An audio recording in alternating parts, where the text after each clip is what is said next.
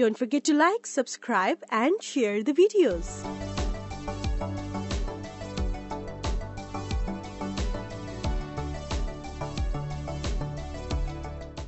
Welcome to Ganesh IAS Academy. Today we are going to see a topic which was very important for the UPSC 2025 prelim as well as mains also. Okay, the topic was Monetary Policy Committee, which was very important topic in the Indian economy. Okay, Indian economy பார்க்கறப்ப monetary பாலிசியை skip பண்ணாம நம்மளால போகவே முடியாது. ஓகேவா, அந்த மாதிரி ஒரு இம்பார்ட்டன்டான டாபிக் தான் இந்த மானிட்டரி பாலிசி கமிட்டி. ஓகே, ரீசன்டா இப்போ எதனால நியூஸ்ல இருந்துன்னு சொல்லி பார்க்கலாம். Okay, the central government on October 1, 2024 appointed a new monetary policy committee members. ஓகேவா, நியூ monetary committee members வந்து அப்பாயின்மெண்ட் பண்ணிருக்காங்க with an immediate effect. ஓகேவா, அந்த மாதிரி அப்பாயின்மெண்ட் பண்ணதால நம்மளுக்கு வந்து மானிட்டரி பாலிசி கமிட்டி பத்தி கொஞ்சம் ஓவராலா பார்க்க போறோம். Okay, the new members are Ram Singh and Sangata Bhattacharya and then Nagesh Kumar. ஓகேவா, இவங்களோட பீரியட் சொல்லி பார்த்தோம்னா 4 years வந்து அப்பாயின்மெண்ட் பண்ணியிருக்காங்க. ஓகே, ஸோ இந்த ஸ்டைலில் வந்து நம்மளை வந்து மானிட்டரி பாலிசினா என்ன, அது வந்து எப்படி ஃபார்ம் பண்ணுறாங்க, அதுக்கு வந்து என்னென்ன டியூட்டி அப்படிங்கிற மாதிரி கொஞ்சம் ஓவராலாக பார்க்கலாம். ஓகேவா, the monetary policy committee constituted by the central government under the section 45(ZB) determines the policy interest rate required to achieve the inflation target. ஓகேவா, இந்த பாலிசி இன்ட்ரெஸ்ட் ரேட்னு சொல்லி பார்க்குறப்ப நம்மளுக்கு வந்து ரெப்போ ரேட் வந்து தெரியும். ஓகேவா, ரெப்போ ரேட் தான் பாலிசி இன்ட்ரெஸ்ட் ரேட். அந்த ரெப்போ ரேட் வந்து ஃபிக்ஸ் பண்றது எல்லாமே என்ன, இந்த மானிட்டரி பாலிசி கமிட்டி தான். ஓகே, அது மூலியமா வந்து நம்மளுக்கு வந்து என்ன பண்ணலாம்னா இன்ஃப்ளேஷன் டார்கெட் வந்து அச்சீவ் பண்ணலாம் அப்படிங்கிற மாதிரி சொல்றாங்க. Okay, the section 45(ZB) that amended RBI Act of 1934, the central government is empowered to constitute a 6-member MPC committee. ஓகேவா, இந்த 6-member MPC கமிட்டி வந்து என்ஷன் பண்றதுக்காக எந்த செக்ஷன்ல வந்து பவர் கொடுக்குறாங்க அப்படின்னு சொல்லி பாக்குறப்ப RBI Act of 1934 section 45(ZB) அந்த செக்ஷன் கீழே தான் வந்து பவர் இருக்குது for the central government. Okay, to determine the policy interest rate required to achieve the inflation target. So inflation target சொல்லி பார்க்கறப்ப நமக்கு வந்து 4% தெரியும், பிளஸ் ஆர் மைனஸ். ஓகே, அந்த பிளஸ் ஆர் மைனஸ் 4%னா நம்மளுக்கு வந்து 2%ல இருந்து 6%. ஓகேவா, அந்த கேப்ல இருக்க 4% தான் நம்மளுக்கு வந்து இன்ஃப்ளேஷன் டார்கெட் அப்படின்னு சொல்லுவாங்க. ஓகேவா, அது வந்து நம்மளுக்கு வந்து ஸ்டேபிளா வச்சிருக்கிறது தான் இந்த மானிட்டரி பாலிசி கமிட்டியோட ஒன் ஆஃப் த மெயினான எய்மா வந்து இருக்குது. Okay, the primary objective of the RBI monetary policy is to maintain the price stability while keeping in mind to objective of growth. ஓகேவா, இதோட மெயினான எய்ம் என்னது, maintain the price stability. Price stability சொல்லி பார்க்குறப்ப நம்ம மார்க்கெட்ல இருக்கக்கூடிய ப்ராடக்ட்ஸ் வந்து எல்லாமே வந்து சேல் பண்றாங்க அப்படின்னா அந்த செல்லிங் பிரைஸ் வந்து கொஞ்சம் ஸ்டெபிளா இருக்கணும். ஓகேவா, ஒரு கிலோ அரிசி வந்து ஒரு 60 ரூபாய் 70 ரூபாய்னா அந்த ரேஞ்சில தான் இருக்கணும். சப்போஸ் அந்த 1 கிலோ அரிசி வந்து 500 ரூபாய்க்கு போகுது அப்படின்னா நம்ம நாட்டுல வந்து இன்ஃப்ளேஷன் இருக்குது சொல்லி அர்த்தம். பார்த்தீங்களா, அந்த மாதிரி பாக்குறப்ப பிரைஸ் வந்து ஸ்டேபிளா வச்சிருக்கிறது தான் இந்த மானிட்டரி பாலிசியோட ஒன் ஆஃப் த டியூட்டியா வந்து இருக்குது. Okay, to meet the challenges of an increasingly complex economy. Okay, நம்ம இந்தியன் எக்கனாமி வந்து பாக்குறப்ப கொஞ்சம் காம்ப்ளெக்ஸ் ஆனதான், அதுல இருக்கக்கூடிய சேலஞ்சஸ் எல்லாமே ஃபேஸ் பண்ணி அந்த இன்ஃப்ளேஷன் வந்து கொஞ்சம் ரைஸ் ஆகாம பாத்துக்கிறது தான் இந்த மானிட்டரி பாலிசியோட கமிட்டியோட டியூட்டியா வந்து இருக்குது. Okay, to target the inflation. Okay, முன்னாடி சொன்ன மாதிரி இந்த 4% அந்த டார்கெட் வந்து ஃபிக்ஸ் பண்ணி வைக்கிறது தான் இந்த மானிட்டரி பாலிசியோட கொஞ்சம் டியூட்டியா வந்து இருக்குது. To maintain inflation to a certain level 4% plus or minus 2%. And then Reserve Bank of India is also responsible. Okay, Reserve Bank of இந்தியாவோட ஒன் ஆஃப் த கமிட்டி தான் மானிட்டரி பாலிசி கமிட்டி. ஸோ அதுதான் இந்த inflation எல்லாம் fix பண்றது, price ஸ்டேபிளிங்கா வந்து இருக்குதா அப்படின்னு சொல்லி எல்லாரும் பாத்துக்கிறது வந்து இந்த எம்பிசி தான். ஓகே, ஸோ இந்த மானிட்டரி பாலிசியோட காம்போசிஷன், இதோட மெம்பர்ஷிப்ல எப்படி இருக்குன்னு சொல்லி நம்ம கொஞ்சம் வந்து டீட்டெயிலாக பாக்குறப்ப இதுவும் வந்து ரொம்ப இம்பார்ட்டன்டான ஒரு ஏரியா தான். ஓகேவா, இதோட காம்போசிஷன்லாம் எப்படி இருக்குன்னு சொல்லி பார்ப்போம். MPC. Okay, there are total of 6 member. So நம்ம முன்னாடியே அந்த ஆக்ட்ல பார்த்தோம் பார்த்தீங்களா, அந்த RBI Act of 1934 section 45(ZB).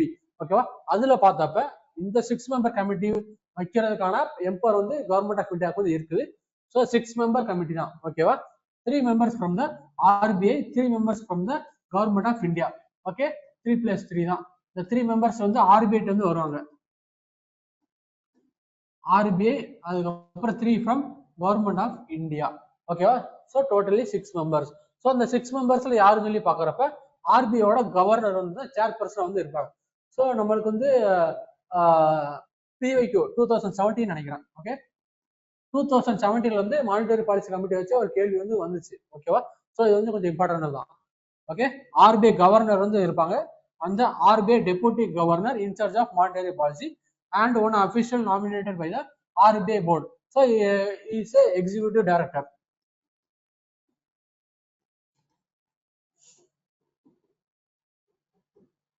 ஓகேவா, மோஸ்ட்லி வந்து ஆர்பிஐயோட எக்ஸிக்யூட்டிவ் டைரக்டர் தான் இதுல வந்து மெம்பரா வந்து இருப்பாங்க. Okay, and then government of India will propose 3 members. Okay, so government சைட்ல இருந்து 3 மெம்பர்ஸ் வந்து அவங்க வந்து நாமினேட் பண்ணி அப்பாயின்மெண்ட் வந்து பண்ணுவாங்க. ஓகே, அவங்க தான் என்ன பண்ணுவாங்க அப்படின்னா இப்போ வந்து ரீசனா வந்து மாத்தி இருக்கிறாங்க.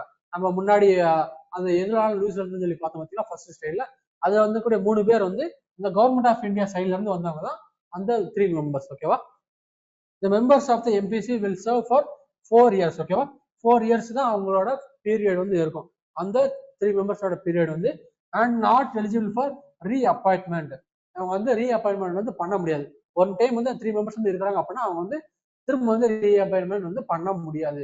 ஸோ இதுவும் இம்பார்ட்டன்டான ஒரு கிளச் தான். ஓகேவா, இது வந்து மேபி கொஸ்டின்ல வந்து கேட்கலாம், இவங்க வந்து எலிஜிபிள் ஃபார் ரீஅப்பாயின்மெண்ட் அப்படின்னு சொல்லி கேட்டு அவங்களுக்கு வந்து ட்விஸ்ட் வந்து வைக்கலாம். ஓகேவா, பிலிம்ஸ் வந்து. ஸோ இது வந்து கொஞ்சம் important.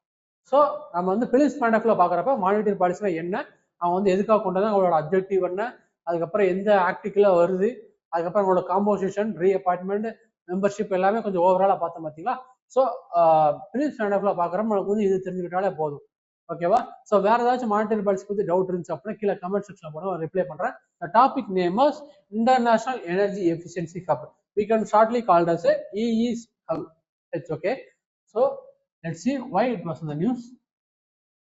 Union Cabinet has approved India's membership to the Energy Efficiency Hub. So what is Energy Efficiency Hub means? It is a collaboration of countries to working to improve deployment of energy efficiency.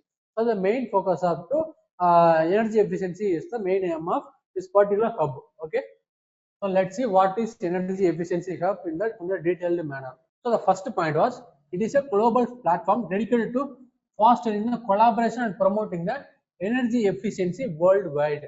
ஓகேவா, இது வந்து reason என்ன சொல்றாங்க அப்படின்னா, ஒரு particular country வந்து energy efficiency tactics வந்து கொஞ்சம் கரெக்டா வச்சிருக்காங்க. ஓகேவா, அந்த டாக்டிக்ஸ் அண்ட் பிராக்டிசஸ் வந்து வேற ஏதாச்சும் ஒரு கண்ட்ரிக்கு வந்து தேவைப்படும். ஓகேவா, அந்த மாதிரி தேவைப்படுறப்ப இந்த எனர்ஜி எஃபிஷியன்சி ஹப் மூலியமா வந்து அவங்களோட நாலேஜ் வந்து இதனால ஷேர் பண்ணிக்க முடியும். ஓகேவா, அந்த பெஸ்ட் பிராக்டிசஸ் எல்லாமே ஷேர் பண்ணிக்க முடியும். இட் வாஸ் எஸ்டாப்ளிஷ்ட் இன் 2020 தான் வந்து எஸ்டாப்ளிஷ் பண்ணிருக்காங்க. Successor to the international partnership for energy efficiency cooperation. ஓகேவா, இதோட சக்சஸரா வந்து தான் இந்த எனர்ஜி எஃபிஷியன்சி ஹப் வந்து கிரியேட் பண்ணியிருக்காங்க. In which India was a member. ஓகேவா, இது வந்து இந்தியா வந்து மெம்பர்ஸா வந்து இருந்திருக்காங்க. Okay, the hub brings together governments, international organization, private sector entities to share knowledge and best practices, innovation solution. So energy efficient இருக்கக்கூடிய ஒரு இன்னோவேஷன் சொல்யூஷன் வந்து இருக்குது, இதோட ஒரு ப்ராக்டிஸ் வந்து கரெக்டா இருக்குது அப்படின்னா அதை வந்து மற்ற நாடுகள் கூட ஷேர் பண்ணிக்கிறதா இதோட மெயினான எய்ம். ஓகே, மற்ற நாடுகள் மட்டும் இல்லாம கவர்மெண்ட்ஸ், இன்டர்நேஷனல் ஆர்கனைசேஷன், அது வந்து இப்போ இன்டர்நேஷனல் சோலார் அலையன்ஸ் வந்து இருக்குது அப்படின்னா அந்த கூட ஒரு நாலேஜ் வந்து ஷேர் பண்ணிக்கலாம். ஓகேவா, அந்த மாதிரி international organisation and private sector, okay, private கம்பெனிஸ்க்கு வந்து எனர்ஜி எஃபிஷியன்சி ரிலேட்டடான ஒரு நாலேஜ் வந்து ஷேர் பண்ணக்கூடியதான் இந்த energy efficiency hub. Okay, so இதுக்கு முன்னாடி வரைக்கும் இதுல வந்து 16 கண்ட்ரிஸ் வந்து இருந்திருக்கு. ஓகேவா, அது வந்து எல்லாம் பாக்குறப்ப Argentina, Australia, Brazil, Canada, China, Denmark, European commission and France, Germany, Japan, Korea, Luxembourg, Russia, Saudi Arabia, United states, United kingdom and now currently India. Okay, so totally membership become 17 countries. ஓகேவா, இது வரைக்கும் இந்த energy efficiency ஹப்ல வந்து இப்போ இந்தியாவோட சேர்ந்து 17 countries வந்து இருக்குது. Okay, so bureau of energy efficiency, so it is a institution in the India. Okay, it is a statutory agency has been designated as the implementation agency of hub behalf of India. Okay, India சார்புல வந்து அந்த வந்து participate பண்ண போறது வந்து இந்த bureau of energy efficiency தான். ஓகேவா, India will gain access to a vast network of expert and resources. ஓகேவா, இந்த எனர்ஜி எஃபிஷியன்சி ஹப்ல வந்து ஜாயின் பண்ணது மூலியமா வந்து நம்மளுக்கு வந்து அந்த எனர்ஜி எஃபிஷியன்சி ரிலேட்டடா இருக்கக்கூடிய நாலேஜ் இல்லைன்னா ஒரு நெட்வொர்க் வந்து நம்மளுக்கு வந்து ஈஸியா வந்து கெயின் பண்ண முடியும் அப்படிங்கிற ஒரு ரீசன் வந்து நம்மளுக்கு வந்து இதுல வந்து இருக்குது. Okay, the country will also contribute to global efforts to address the climate change by promoting the energy efficient technologies and practices. So இந்த இது மூலியமா நம்ம வந்து கிளைமேட் சேஞ்ச் வந்து நம்மளால கொஞ்சம் பார்த்துக்க முடியும். ஸோ கிளைமேட் சேஞ்சுக்கு வந்து என்ன பண்ணணும், நம்மளுக்கு வந்து டேக்கிள் பண்ணணும் அப்படின்னா கொஞ்சம் டெக்னாலஜிக்கலா எனர்ஜி எஃபிஷியண்டா இருக்கணும். ஓகேவா? அந்த மாதிரி எனர்ஜி எஃபிஷியன்ட் டெக்னாலஜிஸ் வந்து நமக்கு வந்து இம்ப்ரூவ் பண்றதுக்கும் இந்த ஹப் வந்து கொஞ்சம் பிளாட்ஃபார்மா வந்து இருக்குது. ஓகேவா? ஒரு sharing பிளாட்ஃபார்மா. Countries' participation in this globe platform will help accelerate the transition to a low carbon economy and improve energy security. So இந்த எனர்ஜி ஹப்ல ஜாயின் பண்ணக்கூடிய கண்ட்ரி இருக்கு அப்படின்னா அந்த கண்ட்ரிக்கு வந்து என்ன ஒரு பெனிஃபிட் வந்து இருக்குது பார்த்தீங்கன்னா to become a low carbon economy. So carbon emission வந்து கொஞ்சம் கம்மியா இருக்கிற மாதிரி ஒரு எக்கனாமியா வந்து அந்த கண்ட்ரியால இம்ப்ரூவ் ஆக முடியும். ஓகேவா? With the help of this particular hub. ஓகேவா? ஸோ நம்ம இந்த ஹப் மூலியமா நாலேஜ் வந்து ஷேர் பண்றாங்க அப்படிங்கிற மூலியமா நமக்கு வந்து ஃபியூவல் ஃபாசில் அந்த மாதிரி பர்னிங் வந்து இல்லாம ஒரு சோலார் மூலியமா எனர்ஜி ஜென்ரேட் பண்றது அந்த மாதிரி விஷயங்கள் எல்லாமே ஷேர் பண்றதுனால லோ கார்பன் எக்கனாமியா வந்து ஒரு கண்ட்ரினால மாற முடியும். ஓகேவா? அது இதுல சொல்றாங்க. This move solidifies India's commitment to sustainable development and aligns with the efforts to reduce the greenhouse emission. So இந்த பர்டிகுலர் ஹப்ல வந்து இந்தியா ஜாயின் பண்றது மூலியமா இந்தியாவோட மோட்டிவ் வந்து என்னவா இருக்குது அப்படின்னா கிரீன் ஹவுஸ் எமிஷன் வந்து நம்மளால கம்மி பண்ணணும் அப்படிங்கிற ஒரு விஷயத்துக்காக தான் வந்து நம்ம வந்து ஜாயின் பண்ணிருக்காங்க. ஓகேவா? ஸோ இந்த இன்டர்நேஷனல் எனர்ஜி எஃபிஷியன்சி ஹப் அப்படின்னு சொல்லி பாக்குறப்ப நம்மளுக்கு வந்து பிலிம்ஸ்ல வந்து நம்மளுக்கு வந்து கேட்கறதுக்கான சான்சஸ் இருக்குது. ஆஸ் வெல் அஸ் மெயின்ஸ்ல வந்து ஒரு கொஸ்டின் வந்து கேட்கறாங்க, ஒரு எனர்ஜி எஃபிஷியன்சி ரிலேட்டடான ஒரு கொஸ்டின் வந்து கேட்கறாங்க அப்படின்னா அந்த கொஸ்டின்ல வந்து நீங்க வந்து இந்த பர்டிகுலர் ஹப்பை வந்து ஒரு எக்ஸாம்பிளா கொடுத்து நீங்க வந்து நோட் பண்ணி எழுதிக்கலாம். ஓகேவா?